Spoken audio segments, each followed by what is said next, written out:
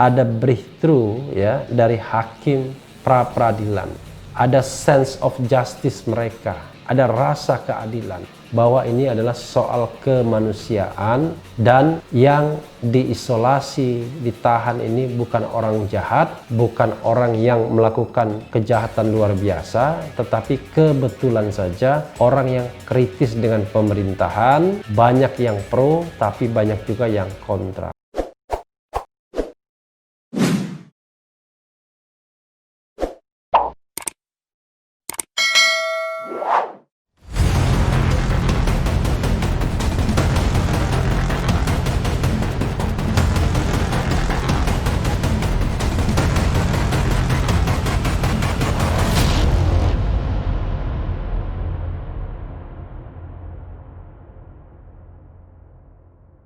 Assalamualaikum warahmatullahi wabarakatuh, Sobat RH sekalian.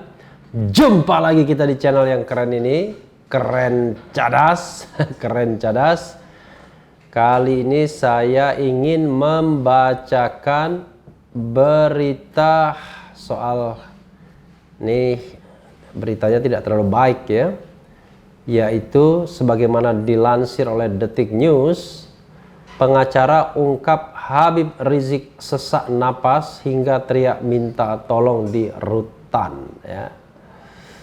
Ada juga berita yang menyatakan bahwa Habib Rizik kerap sesak napas di tahanan ya. Coba kita bacakan ya.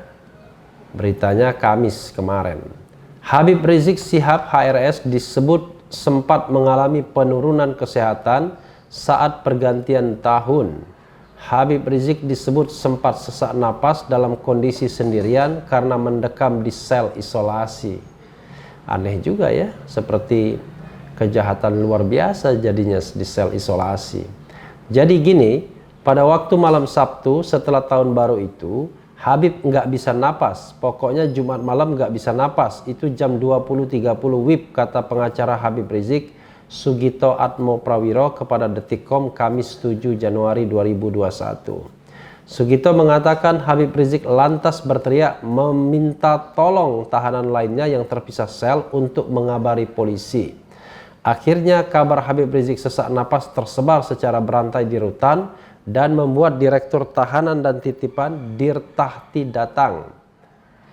Minta tolong karena nggak bisa ada yang bantu. Akhirnya berjenjang kabar Habib Rizik sakit dari blok A, blok B, blok C itu di tahanan untuk memanggil Dirtahti. Akhirnya Dirtahti datang, ucap Sugito. Menurut Sugito, pihak Dirtahti pada malam Habib Rizik sakit terlihat cemas. Kecemasan itu dinilai Sugito memperlambat pertolongan pertama pada Habib Rizik. Mereka pada takut semuanya. Habib Rizik itu kan diisolasi tahanannya. Jadi tidak bisa berkomunikasi dan berinteraksi dengan siapapun. Bahkan di depan kamar tahanannya ada CCTV, ujar Sugito. Sugito melanjutkan ceritanya, Dirtahti Polda Metro Jaya akhirnya meminta tolong dokter dari bidang kedokteran dan kesehatan. Bidokkes Polda Metro Jaya, dokter kemudian datang pukul 22.00 waktu Indonesia bagian Barat. Lumayan juga ya, 1,5 jam. Nah, akhirnya Dirtahtinya datang, minta tolong Dokkes Polda Metro Jaya. Itu dokter datang sudah pukul 22.00 waktu Indonesia bagian Barat. Penyebab sesak napas Habib kambuh, kayak mah akut karena mungkin asam lambungnya naik. Ya mungkin karena diisolasi. Dia biasa berinteraksi dengan banyak orang. Sekarang dia tidak berinteraksi dengan siapapun, jelas Sugito. Dan sudah 25 hari ya hal seperti itu terjadi sejak tanggal 12 Desember ya. Luar biasa ya sebenarnya. Sugito lalu menyampaikan Habib Rizik pada malam itu, Jumat 1 Januari 2021, hanya meminta satu hal, yaitu oksigen. Sugito menuturkan keluarga Habib Rizik lalu membawakan tabung oksigen dari kediaman mereka di Petamburan. Habib cuma minta satu, oksigen. Akhirnya karena mungkin tidak ada di Dokkes Polda atau susah carinya, dari Petamburan kirim oksigen itu. Sampai di Polda Metro Jaya pukul 22.30 waktu Indonesia bagian Barat. Yang jelas mereka dirtahti pada ketakutan semua untuk bisa membantu secara cepat menyangkut masalah kesehatan, tutur Sugito. Singkat cerita, kondisi pernapasan Habib Rizik membaik usai dipasangi oksigen di hidungnya. Terkait kejadian ini, Sugito meminta kepolisian bergerak cepat ketika ada seorang tahanan yang mengeluh sakit. Akhirnya dengan izin dari Dirtahti dan agak sedikit memaksa, oksigen itu bisa diantar dan dipasang ke hidungnya Habib Rizik. Oksigen masuk pun agak susah dan agak berdebat, akhirnya diizinkan masuk. Akhirnya Habib Rizik bisa bernapas secara baik, jelas Sugito. Tapi intinya begini, saya sudah sampaikan ke Dokes Polda Metro Jaya, kalau sudah urusan kesehatan gini, tolong jangan menggunakan prosedur yang menyulitkan. Karena ini soal nyawa orang.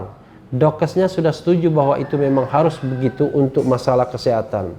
Tapi pihak tahtinya pun takut kesalahan. Ini yang menyebabkan prosedural lambat dan kalau saat itu telat bisa fatal itu, sambung Sugito.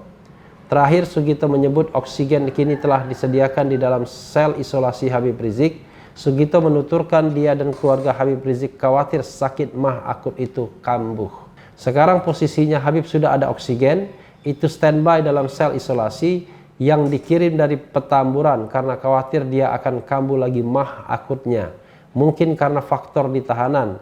Di tahanan dia tidak bisa sosialisasi, berinteraksi dengan siapapun, keluarga juga tidak bisa menjenguk, ya mungkin karena faktor kepikiran makanya asam lambungnya naik, tanda Sugito.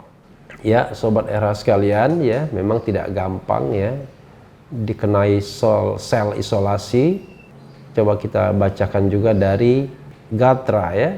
Rizik Syihab disebut kerap sesak napas di tahanan ya. Coba kita lihat. Gatra.com, kuasa hukum Muhammad Rizik Syihab Aziz Yanuar membeberkan kondisi kliennya yang kerap mengalami sesak napas saat ditahan di rutan Polda Metro Jaya. Pimpinan Front Pembela Islam FPI yang sudah dilarang oleh pemerintah itu telah mengalami sesak napas sejak Jumat 1 Januari 2021 lalu. Sejak tanggal 1 Januari 2021, beliau menderita sesak napas yang cukup mengkhawatirkan, cukup membuat gusar keluarga dan kuasa hukum serta umat Islam jika mengetahuinya, kata Aziz melalui sambungan telepon kepada majalah Gatra Selasa 5 Januari. Aziz menambahkan, Rizik bahkan harus diberi suplai oksigen agar bisa bernapas normal. Setelah mengalami sesak beberapa hari, akhirnya Rizik pun diperiksa dokter pada Senin 4 Januari 2020 lalu. Ia mengatakan hasil tes kesehatan Rizik baru akan diketahui hari ini. Namun, saat diminta konfirmasi lagi, Aziz belum meresponsnya. Kemudian, kondisi beliau juga belum stabil, masih membutuhkan suplai oksigen dan kemarin dicek semuanya oleh dokter. Hasilnya akan diketahui insya Allah hari ini, terang dia. Aziz yang saat FPI masih eksis menjabat sebagai wakil sekretaris umum, mengatakan sejauh ini Rizik belum mendapatkan perawatan intensif. Rencananya pihak kuasa hukum akan berkomunikasi dengan kepolisian soal kondisi yang dialami Rizik. Selain itu, Aziz menyampaikan bahwa sampai hari ini pihak keluarga juga belum mendapat izin menjenguk Rizik. Padahal menurut dia Rizik tetap bisa dijenguk sebab dia adalah tahanan tindak pidana biasa. Itulah yang menjadi concern kita juga karena Habib Rizik adalah tahanan tindak pidana biasa, bukan tahanan teroris atau politik yang tidak wajar jika sampai berpuluh hari belum dapat dikunjungi oleh keluarga inti, jelas dia. Saat ditanya apa alasan dari kepolisian, ia mengaku tak mendapat kejelasan. Aziz sendiri sudah melayangkan surat permintaan terkait hal itu pekan lalu, akan tetapi sampai saat ini masih dipertimbangkan oleh pihak kepolisian. Sebelumnya Polda Metro Jaya memperpanjang masa penahanan Rizik selama 40 hari ke depan. Hal ini dilakukan karena proses pemeriksaan belum selesai. Sesuai pasal 24 KUHP dan untuk kepentingan pemeriksaan yang belum selesai, maka masa penahanan MRS diperpanjang 40 hari terhitung mulai tanggal 1 Januari hingga 9 Februari 2021, kata Kadif Humas Polri Irjen Argo Yuwono dalam keterangannya Rabu 30 Desember. MRS, kata Argo, menolak untuk menandatangani berita acara BA surat perintah perpanjangan penahanan. Namun penyidik menghormati keputusan dengan tetap membuat berita acara penolakan. Penyidik tetap membuat berita acara penolakan penandatanganan sprint tahanan dan BA perpanjangan penahanan, ungkap Argo. Diketahui melalui hasil gelar perkara yang dilakukan oleh penyidik Subdit 1 Keamanan Negara Kamnek, Direktorat Reserse Kriminal Umum Polda Metro Jaya, MRS ditetapkan tersangka kasus kerumunan dan penghasutan.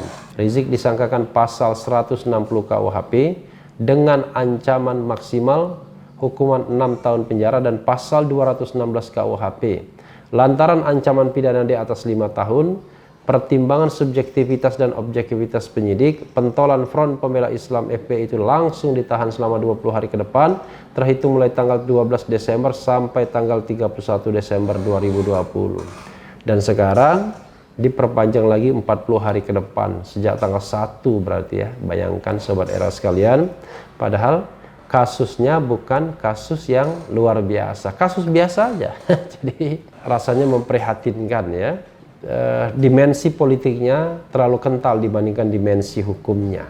Pertama, fenomenanya adalah ditahan saja rasanya tidak wajar, tidak perlu.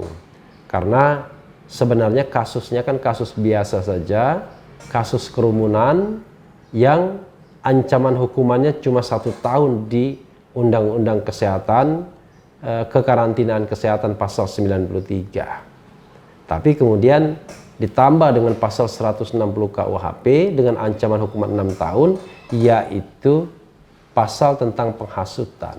Dan ternyata penghasutan itu adalah menghasut untuk datang ke Maulid Nabi dan menghasut untuk datang ke pernikahan putrinya Najwa Shihab, Syarifah Najwa Shihab. Makanya tidak heran ada berita yang mengatakan baru kali ini ada yang mengatakan bahwa datang ke Maulid Nabi itu adalah hasutan, ya, atau datang ke pernikahan itu hasutan. Jadi dalam video sebelumnya saya sudah mengatakan kalau itu ajakan ya kita bisa menerimanya, ajakan atau undangan, tetapi kemudian kegiatan yang baik tersebut anggap saja melanggar protokol kesehatan. Tapi sekali lagi, protokol kesehatan itu tidak hanya tanggung jawab penyelenggara, tapi juga tanggung jawab petugas. Karena kita berada dalam darurat kesehatan masyarakat, maka harusnya leading sektornya adalah Kementerian Kesehatan. Kementerian Kesehatan dibantu oleh petugas-petugas keamanan. Atau kalau mau pakai perspektif daerah, PSBB transisi ya, pembatasan sosial berskala besar transisi, leading sektornya itu karena ini DKI ya tentu gubernur, dibantu oleh Satpol PP. Nah pertanyaannya adalah ketika terjadi kerumunan seperti itu, mengapa tidak dibubarkan kalau memang dianggap ada tindak pidana di dalamnya atau kerumunan tersebut dianggap melanggar prokes, jadi melanggar prosedur kesehatan penanganan COVID-19. Jadi itu Sobat RH sekalian ya, di hulunya. Di hilirnya adalah ya tadi pengenaan pasal 160 yang kemudian menyebabkan ditahan.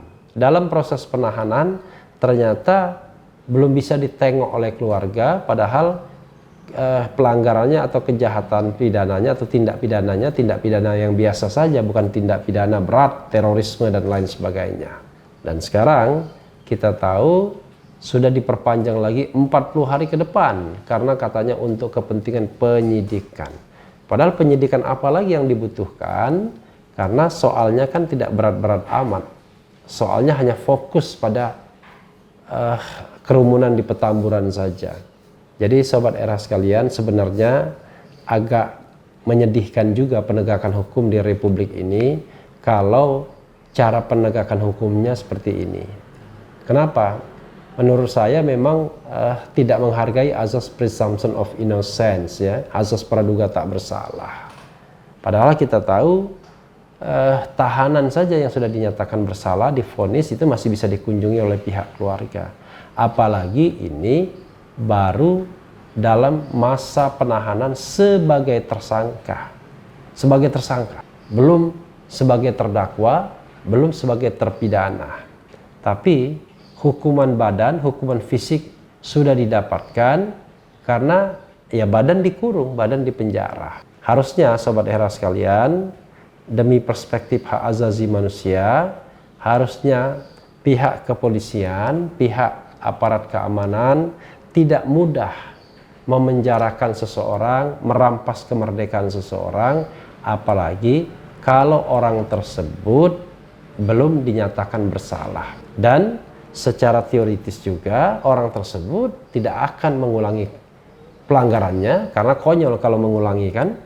Yang kedua, tidak mungkin menghilangkan barang bukti karena semua barang bukti sudah ada di pihak yang berwajib. Yang ketiga, tidak mungkin juga lari ke luar negeri. Selain ada yang menjamin, juga pilihan untuk pulang kemarin dari Arab Saudi ke Indonesia adalah sebuah pilihan yang memang akhirnya setinggi-tingginya burung bangau terbang, akhirnya ya kembali juga ke sarangnya. Jadi pilihan untuk kembali ke Indonesia itu adalah pilihan yang juga diambil warga negara lainnya ketika mereka sudah lama merantau atau berpergian ke daerah atau negara lain. Ya, sobat RH sekalian, mudah-mudahan ada breakthrough ya dari hakim pra peradilan. Ada sense of justice mereka, ada rasa keadilan bahwa ini adalah soal kemanusiaan, dan yang diisolasi, ditahan ini bukan orang jahat, bukan orang yang melakukan kejahatan luar biasa, tetapi kebetulan saja orang yang kritis dengan pemerintahan, banyak yang pro tapi banyak juga yang kontra. Jadi lebih pada sosok kontroversial. Tapi kalau kita kaitkan penegakan hukum dengan aspirasi politik, maka kita tidak akan pernah menjadi negara hukum yang sesungguhnya. Karena kita akan senantiasa tebang pilih. Ya, saya membayangkan dulu misalnya Basuki Cahayapurnama kan tidak ditahan. Walaupun di situ ada aspek ketidakadilannya bagi pendukung Basuki Cahayapurnama, Ahok ya. Waktu itu saya juga berteriak karena saya termasuk orang yang paling tidak suka ya, paling tidak mau semua masalah itu digeser, dilarikan ke ranah pidana. Apalagi misalnya seseorang sudah minta maaf misalnya. Nah, tetapi kita menjadi masyarakat yang saling dendam. Puas kalau orang lain barangkali dikurung, di penjara dan lain sebagainya. Padahal harusnya kita menciptakan lapangan permainan yang indah bagi republik ini.